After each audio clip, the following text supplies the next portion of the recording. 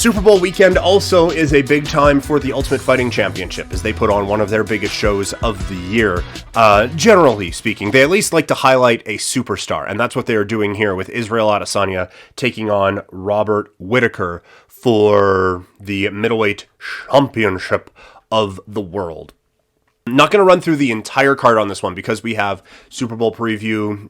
We had trade deadline stuff coming up this week. There was just a lot to focus on.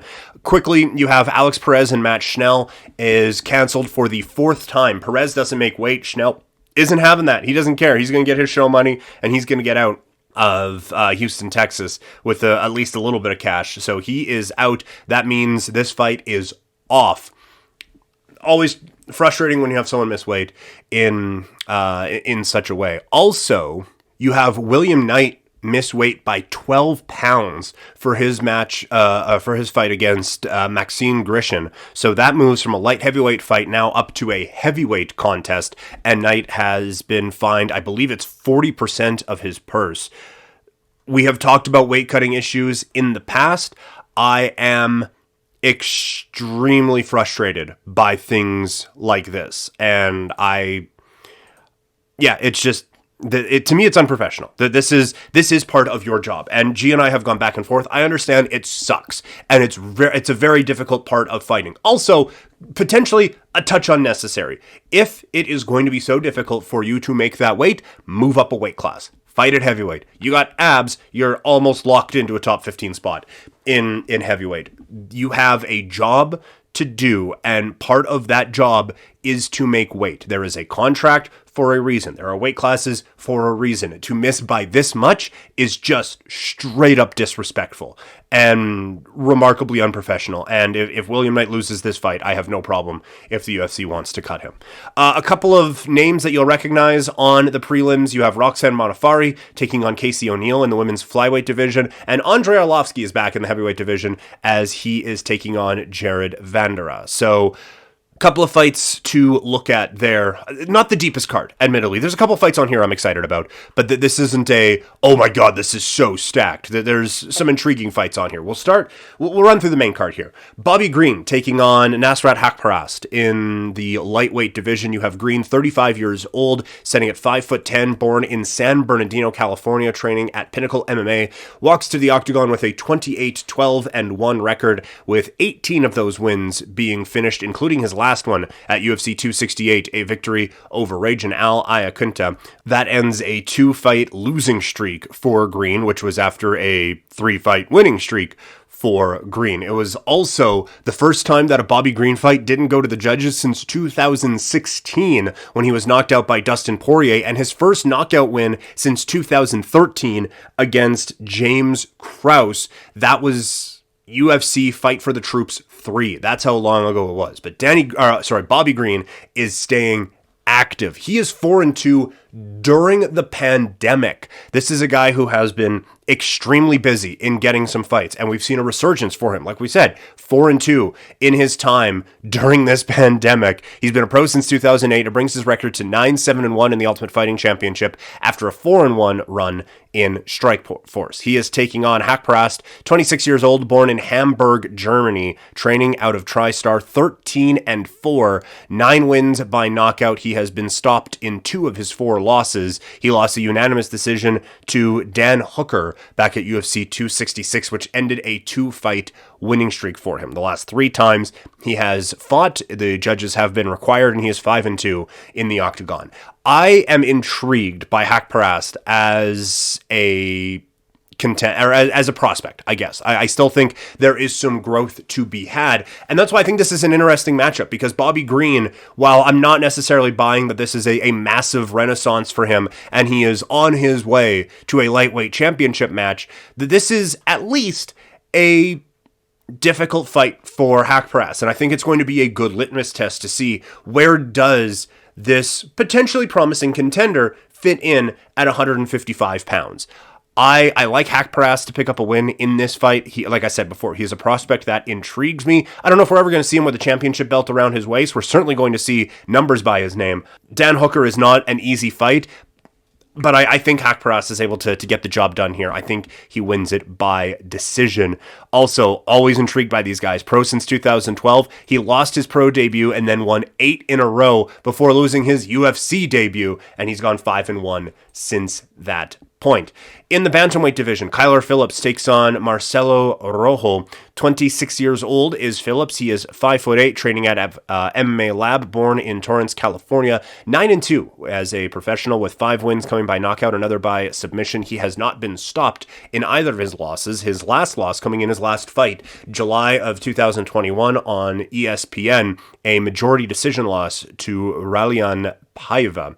That ended a 4-fight winning streak for him. He has also fought in LFA and is currently 3-1 in the Ultimate Fighting Championship. Rojo is 33 years old, 5'8", born in Cordoba, Argentina. 16-7. He has finished 14 of those 16 wins. He has been finished in 5 of his 7 losses. He lost his UFC debut back in March against Charles Jourdain. It was a knockout loss for him. He has alternated wins and losses in his last 4 after a very successful run in Combate Americas. I think that Phillips is able to get back on track with a victory in this bout. I just haven't seen enough. I mean, to be perfectly frank, I haven't seen enough of either of these guys, just period, end of story. But I haven't seen enough from Rojo to make me think, oh, well, this guy's got something here. So I like Phillips to get the job done in this bout. Intriguing middleweight fight as a couple of guys fight for relevancy. Cannonier is 37 years old, standing 6 feet tall, born in Dallas, Texas. He will be one with the hometown advantage in this bout, training out of the MMA Lab. 14-5 is the record, 9 of those wins coming by knockout. He has a decision win in his last bout in August against Kelvin Gastelum. That came after a loss to Robert Whittaker. The issue for Cannonier, 37 years old, so there is certainly some wear and tear on that body. 1 fight in 2021, 1 fight in 2020, 2 fights in 2019. He is 7-5 in the UFC, but is 4-1 since the move to middleweight. He has been a pro since 2011. Derrick Brunson, 38 years old, 6'1", training out of Sanford MMA, born in Wilmington, North Carolina. 23-7 is his professional record, coming off of a submission win over Darren Till. He is riding a 5-fight winning streak. He has finished 2. This winning streak comes after back-to-back losses to Israel Adesanya and Jacare Souza. He's also lost to Jacare in Strikeforce. 14-5 in the UFC after a 3-2 run in Strikeforce, with his only losses coming to Jacare and Kendall Grove. This is a fighter who made his UFC debut at UFC 155 with a win over Chris Lieben. Max Holloway was fighting on the Facebook prelims at that point. Brunson is a Division 1 All-American wrestler out of the, Division 2 All-American wrestler out of the University of North Carolina at Pembroke. He's also a BJJ black belt who has been a professional since 2010. So a couple of veterans at middleweight who are trying to stake their claim to being the next ones up to face either Israel Adesanya or Robert Whittaker in the main event. Cannonier, like we said before, it has been a successful run at middleweight. I have always thought that there was something there with Derrick Brunson, but there was, as Luke Thomas would put it, an upper bound limit on where Derrick Brunson can go. I think we are getting to that point. It's a win over Kelvin Gastelum. That is great to get him back on track, but I think Cannonier is... it was a win against Darren Till that gets him back on track. I think Cannonier is just on a bit of another level right now since this move down to 185 pounds. I like Cannonier to get the job done here. In the co-main event, a couple of extremely likable heavyweights do battle as Derrick Lewis takes on Ivasa. Lewis, 37 years old, 6'3", born in New Orleans, Louisiana, but is certainly fighting in his adopted home of Houston, Texas. 26-8 with 1 no contest, 21 wins by knockout, the most. He also has the most knockout wins in UFC history, including his win in his last bout back in December against Chris Daukaus. It was a bounce back from his loss to Cyril Gane, which ended a 4-fight winning streak. He's KO'd his last 3 wins and is 16-6 in his UFC career. Ivasa, 28 years old, 6'2", born in Sydney, Australia, training at American Kickboxing Academy. 13-3 for the record. 12 of those wins coming by knockout, including a win over Augusto Sakai back at UFC 269, which has him on a 4-fight winning streak. That was the first of those 4 that needed the second round. Ivasa has been on an absolute tear, and it feels like He had a couple of setbacks, but it feels like this is a fighter who is now starting to reach that potential. And this is clearly the biggest step up in competition for Tai Tuivasa. And this is certainly one, don't blink, because it could end quick. And if it goes to the third round, it is going to be an ugly fight. I think Tuivasa just has a couple more tools in the toolbox. I like him a lot. I think he is a rising prospect, and while Derrick Lewis was able to get a knockout win over Chris Daukaus, I do think that Lewis is starting to slip just a touch. And I think that this is one of those two ships passing in the night sort of a bout. I like Tuivasa to get the job done here in the co-main event at heavyweight. But Derrick Lewis, obviously a hometown favorite. For those who don't know, this fight taking place in Houston, Texas. Lewis always going to be on the Houston cards from now on. When they were having the flooding back in Houston a few years ago, he drove around in his truck, and it's estimated he saved 100 people from drowning. So obviously a good dude, and obviously a fan favorite in Houston, but I think Tai Tuivasa, who is extremely likable himself, is going to get the job done.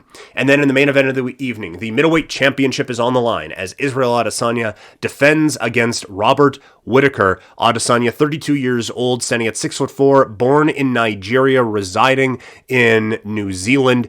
21-1 is his record. His one loss coming by decision. That one loss was at 205 pounds. He also has 15 wins by knockout. His last victory, a unanimous decision win over Marvin Vettori back at UFC 263, which was his third title defense. It was a bounce-back loss, like I mentioned, from a defeat at the hands of Jan Blachowicz. He has knocked out two of his last four wins, including Robert Whittaker back at UFC 243 in 2019, which unified the middleweight championships, which is crazy because he started his UFC journey in 2018. Also a former Glory kickboxer. The challenger is Robert Whittaker, 31 years old, 5'11", born in Auckland, New Zealand, 23-5 for his record, with 14 of his wins being finished. He has needed the judges' scorecards a few times, including his last bout back in April, a unanimous decision win over Kelvin Gastelum. It is a 3-fight winning streak since he lost to Israel Adesanya. All three of those have been by decision. Whittaker moved up from welterweight to middleweight, and he was on fire. 11-1 in that time. He has wins over Gastelum, Darren Till, Yoel Romero, Jacare Souza, Derrick Brunson, also fighting on this card. 13-3 in the UFC in general after a run on Tough Smashes where he won the welterweight crown there. This is so clearly the best fight to make at 185 pounds. And these are so clearly the best two fighters at 185 pounds in the UFC. Like the rest of the division, I don't think is particularly close to these guys right now. This is one, you hear the wrestling fans chant it quite a bit, the whole fight forever thing. These guys could fight forever, and I would be totally okay with it. They are two extremely talented strikers and two extremely talented fighters.